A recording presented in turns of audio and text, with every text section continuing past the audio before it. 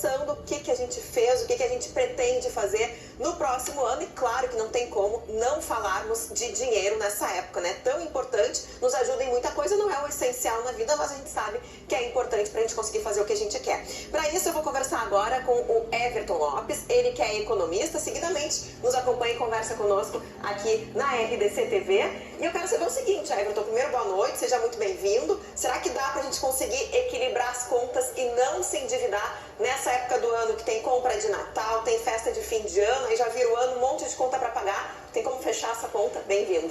Ô Carolina, boa noite a todos. Bom, claro que sim. A grande dificuldade das pessoas, Carolina, é exatamente que as pessoas acabam não vivendo a sua realidade financeira. Elas precisam viver, deixar de olhar para a grama do vizinho e cuidar da sua própria vida financeira. Este é o grande detalhe, precisa sim viver dentro da sua realidade. Bom, o que a gente faz para não começar, então, não ter esse início de ano no vermelho, né? Quais são as principais dicas para a gente conseguir fazer esse equilíbrio? Você já falou que dá para fazer, agora como que a gente faz isso? Bom, o importante é que as pessoas tenham um certo cuidado. Bom, digamos assim, vou dar um exemplo prático. Ganha 5 mil reais, precisa viver com 4 e pouco. Ganha 10, precisa viver com 9. Ganha 3, precisa viver com 2. Ou seja, se a pessoa viver dentro da sua realidade financeira gastando menos do que se ganha, e aqui eu digo, são duas regras principais, né, das finanças pessoais. Gaste menos do que ganha, a regra número 1. E a regra número 2, jamais esqueça a regra número 1. Então, vivendo desta forma, vai sobrar dinheiro e as coisas vão se encaixar certamente. Dessa forma, é possível a gente evitar o endividamento, então organizando o seu próprio orçamento, isso que é o principal. O problema é que às vezes nós temos despesas que, por exemplo, né, digamos, a pessoa vai para a balada. Então ela nunca bota no seu orçamento a balada. Ela acaba botando, a conta de luz vem boleto, né? Vem a conta. O cartão de crédito vem, outras contas vem sempre o boleto, vem sempre a conta. A balada, aquelas contas invisíveis, digamos assim, as pessoas não computam. E se elas não colocam dentro do seu orçamento, acaba se perdendo. E quando se perde, Carolina, aí dá o problema. Bom, nessa linha, né, muito se falou sempre sobre a questão do, ao invés de tomar aquele cafezinho de todo dia, né, gastar aquele lá R$2, R$3, hoje até custa mais um café, guarda esse dinheiro. Ainda tem que se pensar assim ou dá para tomar um cafezinho sem guardar essas moedas, né? Dá para ter esses gostinhos da vida assim ou isso faz diferença no orçamento final? Muita gente fala disso. Então, isso é uma polêmica muito grande, mas assim, eu acho que a pessoa deve viver, eu tenho a certeza que a pessoa deve viver com qualidade de vida. E isso significa o cafezinho, por que não, né? Então, se a pessoa recebe o seu orçamento, o seu salário, o seu rendimento mensal, o que ela tem que fazer? Primeiro, ela deve se pagar primeiro, ou seja, né, o seu dízimo, digamos assim, ela pega lá, sei lá, 5%, 10%, 1%, aquilo que for mais confortável e coloca para investimentos para formar uma reserva de segurança. Após, começa a pagar as suas contas. E por que não o cafezinho? A pessoa não é cortando o cafezinho que a pessoa vai ficar mais rica ou mais pobre. Bom, então é um dos mitos, né, quando a gente fala de economia e dessas condições financeiras. O senhor fala muito também da questão da segurança financeira. O que é essa segurança financeira? Cada pessoa faz um cálculo diferente, quanto tem que ter para quanto poder gastar? Como é que funciona na prática? Então, a segurança financeira, que alguns chamam de reserva de emergência, ou eu chamo de reserva de segurança, porque reserva de emergência chama escassez, eu não gosto disso, então eu chamo de reserva de segurança. Bom, isso depende da sua empregabilidade. Se a pessoa tem uma boa empregabilidade, segurança, né, ela pode ter 6 vezes a sua renda mensal. Se for um profissional autônomo, por exemplo, ela pode chegar a 12 vezes. Agora, eu prezo e gosto muito mais, não necessariamente da independência financeira, que é 200, 300 vezes o que a gente ganha. Muito longe de muita gente. Eu prefiro a tranquilidade financeira. O que seria a tranquilidade financeira? 50 vezes. Dá para chegar. Então, primeiro a reserva de segurança para emergências e para oportunidades. E depois a sua tranquilidade financeira. Bom, enquanto se tem essa segurança financeira, aquele dinheirinho, se é que sobra, né, um ou outro centavinho ali, alguns reais, por que sejam, dá para investir? Hoje se fala muito aqui, ao longo desse ano no RDC News, a gente falou muito também da questão de investimentos, como investir, onde investir. É possível e o senhor acha importante também fazer esse tipo de negócio?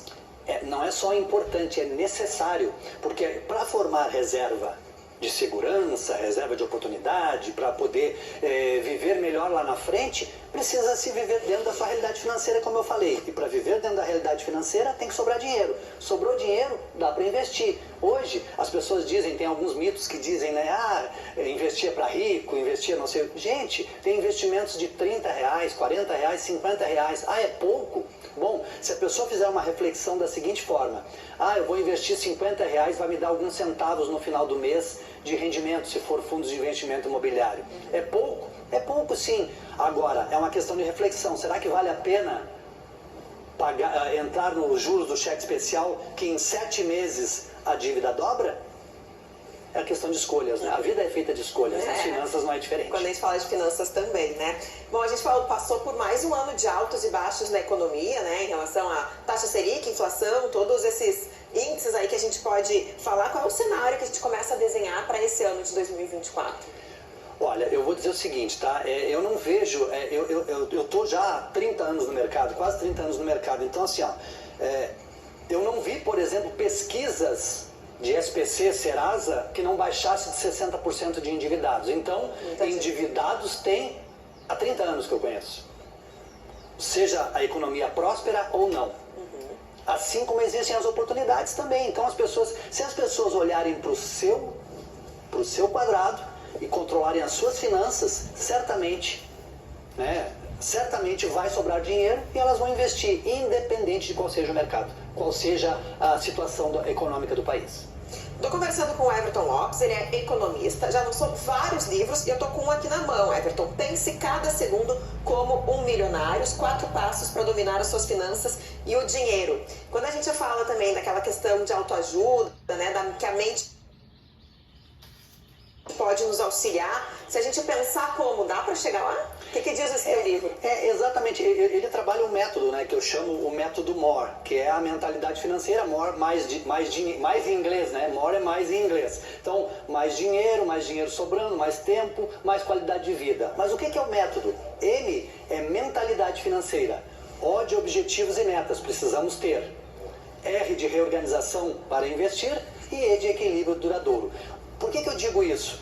Por que começa com a mentalidade, Carol? Por que isso? Porque a pessoa precisa pensar positivamente. Quando a gente começa a pensar, quando eu botei pense cada segundo como um milionário, mas eu não sou milionário, a pessoa pode dizer, não tem problema. Quer pensar como pobre? Vai ficar pior. Então, quando a gente começa a pensar positivo, a gente atrai coisas boas na vida da gente. E a gente começa a pensar, começa a olhar para o lado do investimento, começa a olhar para o lado do ganho e não para a hora do boleto. Eu sempre digo, eu prefiro ter, veja bem, eu prefiro ter preocupação financeira em saber onde eu vou investir o meu dinheiro do que eu ter aflições financeiras pensando em que boleto eu vou pagar amanhã. Por isso tem que pensar de forma diferente. Legal. E quando a gente fala, né, nesse pensamento também, onde investir o dinheiro, a gente fala muito também da questão da educação financeira hoje com as crianças. Eu, por exemplo, em casa já tenho 2 filhos, a minha filha tem um cofrinho, ela vai trocando aquelas moedinhas por dinheiro para saber onde é que ela vai guardar. É importante que a gente também coloque essa questão positiva na cabeça das crianças, né? Porque muitas vezes a gente fala assim, meu filho, isso não dá porque a mãe e o pai não têm dinheiro.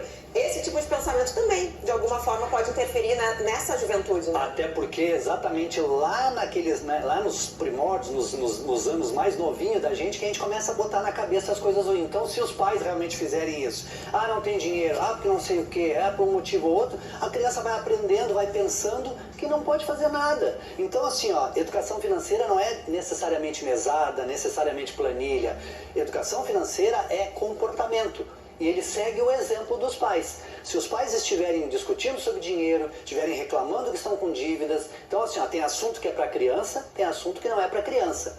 E tudo tem o seu momento, tudo tem a sua razão de ser. Então, a educação financeira deve começar desde cedo? Sim, mas adequadamente a cada momento. Bom, está num período que muita gente também está arrumando mala, está indo viajar. Viagem é um bom investimento? Para mim, é o melhor investimento. Mas tudo depende de um planejamento. A vida é um planejamento, né? As pessoas precisam se planejar. Não adianta chegar agora no final do ano e pensar assim, vou viajar, vai para onde? Guardou quanto? Comprou a passagem hoje para amanhã? Existem N chances de comprar passagem barata ou não, isso é outra coisa, né? Mas eu digo assim, se a pessoa planejar, tem gente assim, a pessoa que é assalariada, por exemplo, né? Ela ganha, sei lá, 3 mil, vou dar um exemplo bem rápido, 3 mil reais. Férias dela é 1/3, então é 1.000. Para onde ela vai? Eu quero ir para Paris. Uma semana em Paris sai 10 mil, eu só tenho 1.000. Planeja. Não precisa esse ano, pode ir daqui 3, 4, 5 anos. O sonho sempre tem que ser realizado, mas ele precisa ser planejado, senão ele não é concluído, não é realizado. Bom, claro que a gente tem muito assunto sempre quando a questão é a economia, a gente falar de dinheiro, principalmente como mentalizar, para a gente poder então seguir esses passos para nos tornarmos milionários. Qual seria a dica que tu daria para a gente ir se encaminhando já para o nosso encerramento nesse RDC News especial, para que as pessoas mudem esse pensamento, né? Mesmo quem está com o dinheiro apertado, não sabe como vai fechar a conta, o que dá para fazer para tentar um 2024 mais próspero? Eu acho o seguinte, né? A pessoa não deve não deve fazer comparações com ninguém. Então ela precisa primeiro viver a sua realidade financeira. Como eu disse, se ganha 5, viva com 4, 4.500. Se ela ganha 10, viva com 9, 8, 9.500. Depende do estilo de vida, do padrão de vida que ela escolheu. Dependendo do padrão de vida que ela escolheu, ela precisa trabalhar mais para ganhar mais ou menos e viver dentro da sua realidade. Vivendo dentro da realidade, vai sobrar dinheiro. E se sobrar dinheiro, ela vai realizar, seja qual for o seu sonho, hoje ou daqui 5 anos. Legal, tá aí boas dicas que a gente recebeu hoje, então, nesse nosso RDC News especial. Falamos sobre finanças com o economista Everton Lopes. Te agradeço muito, mais uma vez, pela participação conosco. Volte sempre, seja muito bem-vindo sempre. Boa noite para ti. Boa noite, obrigado pela oportunidade. E dessa forma, a gente vai encerrando o RDC News especial dessa noite. Se cuida, uma ótima noite para você e a gente se encontra. Até mais. Tchau, tchau.